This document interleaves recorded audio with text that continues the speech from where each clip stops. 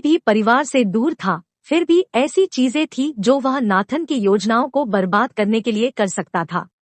अगर उसने जस्टिन और नेली को नाथन के बारे में बताया तो वे अपने दादा के पास जा सकते थे और उन्हें बता सकते थे। अगर ऐसा हुआ तो नाथन बड़ी मुश्किल में पड़ जाएगा। रेजिनाल्ड जानता था कि क्या हो रहा है। वह समझ गया कि पूरे मामले के पीछे नाथन का हाथ है। दुस्साहस ने उसे झकझोर दिया। उसने सोचा कि वह अपने पूरे परिवार को बस के नीचे फेंक देगा। उसने सोचा अगर इससे उसे अपने किसी अनुचर को समृद्ध करने में मदद मिलेगी। सम्मेलन कक्ष में अन्य लोग भ्रमित थे। उन्हें नहीं पता था कि लकी किससे बात कर रहा था। कॉलिन चिंतित हो रहा था। मुझे नहीं पता कि तुम किस बारे में बात कर रहे हो, उसने लकी का विरोध किया। मैं यहाँ निर्णय लेने वाला हूँ। मैं इस कंपनी को खरीद रहा हूँ क्योंकि मैं चाहता हूँ, और बस। वह रेजिनाल्ड की ओर मुड़ा। रेजिनाल्ड, बस अनुबंध पर हस्ताक्षर करें। यह एक ही रास्ता है। आप जानते हैं कि इस बकवास को मत सुनो। कॉलिन के कान में नाथन की आवाज पड़ी। वह कमजोर और पराजित लग रहा था। सौदा बंद है। लेकिन नाथन, कॉलिन हकलाया। वह इतना घबरा गया था कि वह नाथन की संलिप्तता को छिपाना भूल गया था। रेजिनाल्ड हस्ताक्षर करने के लिए तैयार है। उसके जाने के बाद फिडेलिटी ग्रुप मेरा है। हम सब कुछ नियंत्रित करेंगे। कॉलिन का दिमाग दौड़ रहा था। बस एक हस्ताक्षर, उसने सोचा। बाद में हम ड्रेक्स को गिरा देंगे। अब मुंबई के मालिक हो सकते हैं।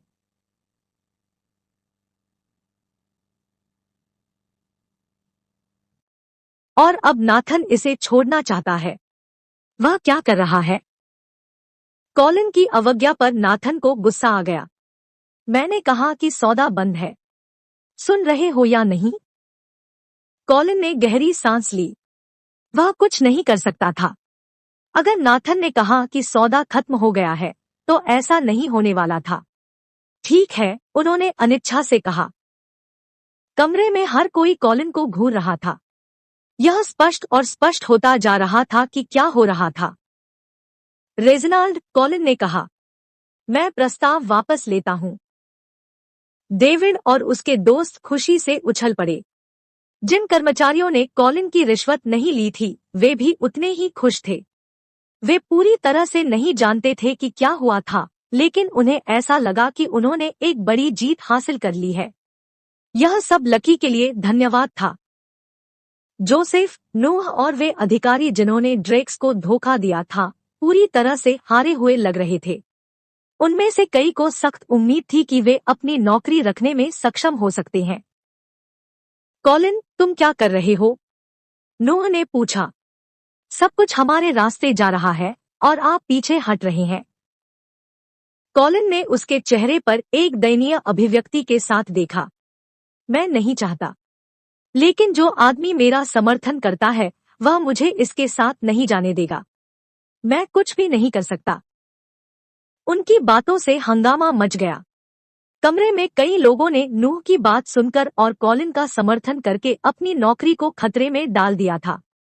वे उसके चारों ओर इकट्ठा हो गए और स्पष्टीकरण की मांग की। सुनो, मुझे वास्तव में खेद है, कॉलिन ने उनसे कहा। आप सभी को $15,000 मिलेंगे। और अगर आप में से किसी को नौकरी की जरूरत है, तो मेरे परिवार की कंपनी में आपके लिए जगह है। अधिकारी और भी उग्र हो गए। 15,000? उनमें से एक ने गुस्से से पूछा, क्या आप मजाक कर रहे हैं? यह 1 महीने का वेतन भी नहीं है। और तुम्हारे काम आओ। मुझे पता है कि आप अपने प्रबंधकों को क्या भुगतान करते हैं। अब हम जो बनाते हैं, उसकी तुलना में यह मूंगफली है। कॉलिन उनके रोने और मनमुटाव से चिढ़ गया। आपको अपनी पसंद पर विचार करना चाहिए। यहाँ तक कि अगर मैं फिडेलिटी ग्रुप को नहीं खरीदता, तब भी यह दिवालिया हो रहा है। आप वैसे भी अपनी नौकरी खो देंगे, और जब आपकी पिछली नौकरी किसी व्यवसाय की विफलता पर थी तो आपको कौन नियुक्त करेगा? मैं आपसे वादा कर सकता हूँ कि मैं नहीं करूँगा। वह ठहर गया। जब फिडेलिटी ग्रुप का पतन होगा, तब भी मेरा परिवार एक प्रमुख नियोक्ता होगा। और ड्रेक्स के बिना आपको अपने अच्छे पक्ष में मेरी आवश्यकता होगी। जैसा कि उन्होंने कहा, कॉलिन ने भविष्य के बारे में बेहतर और बेहतर महसूस किया। फिडेलिटी ग्रुप गिर जाएगा। नेथन अब भी उसे अपने परिवार की संभावनाओं को बेहतर बनाने के लिए कुछ पैसे दे सकता है।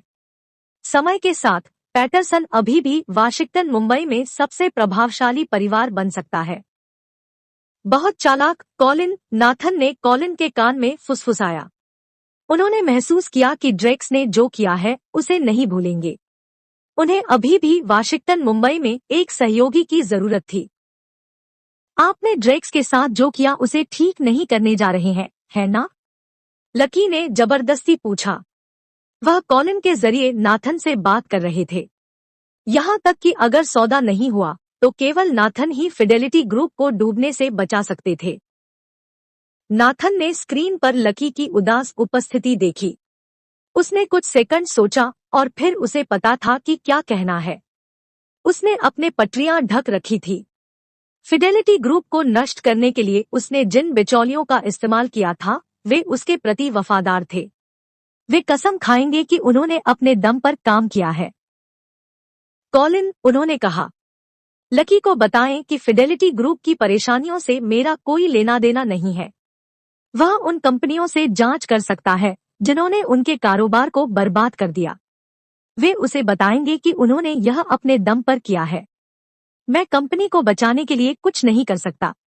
कॉलिन ने लकी को नाथन का संदेश दोहराया। लकी ने अविश्वास में कॉलिन को देखा। वह इस बात से कांपता था कि अगर नाथन कभी प्रभारी होता तो परिवार का क्या होता। क्या एक सच्चा एम्ब्रोस वास्तव में अपने लाभ के लिए परिवार को इस तरह चोट पहुंचाएगा? उसने पूछा। आप नहीं जानते कि आप किस बारे में बात कर रहे हैं, कॉलिन ने कहा, स्पष्ट रूप से नाथन द्वारा निर्देशित। आप परिवार का हिस्सा नहीं हैं। ऐसे बात मत करो जैसे तुम थे। फिर कॉलिन ने रेजिनाल्ड की ओर रुख किया। रेजिनाल्ड, हम आपको आपकी कंपनी रखने देंगे, लेकिन आप एक सप्ताह भी नहीं टिकेंगे। तुम्हारा धन नष्ट हो जाएगा और तुम गटर में समा जाओगे। और यह सब लकी के लिए धन्यवाद है। इसके साथ कॉलिन जाने के लिए मुड़ा।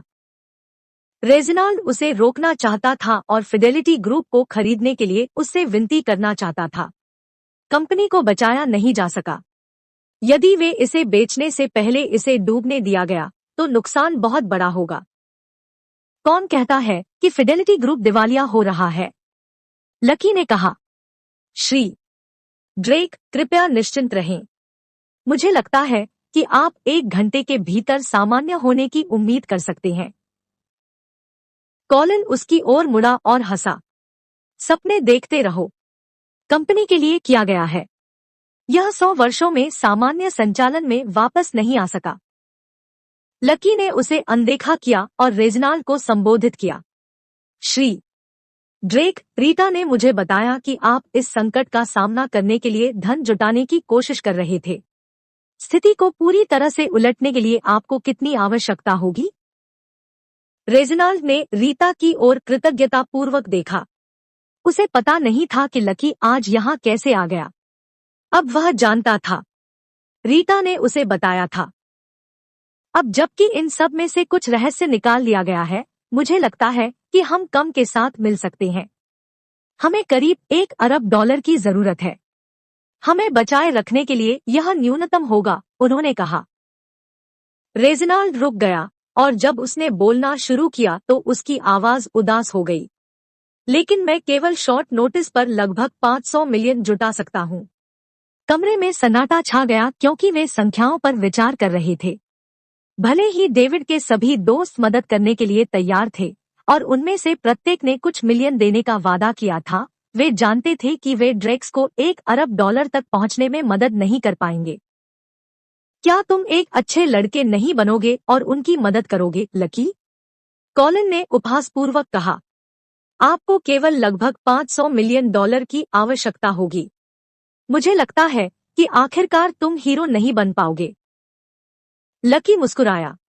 पैसा बहुत बड़ा था, लेकिन उसने सोचा कि वह इसे काम करने में सक्षम हो सकता है।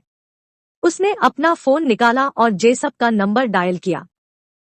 हेलो मिस्टर क्लिफ्टन, उन्होंने कहा जब कॉल का उत्तर दिया गया। पूरा कमरा उसे घूर रहा था। क्या आप मेरी एक छोटी सी समस्या में मदद कर सकते हैं?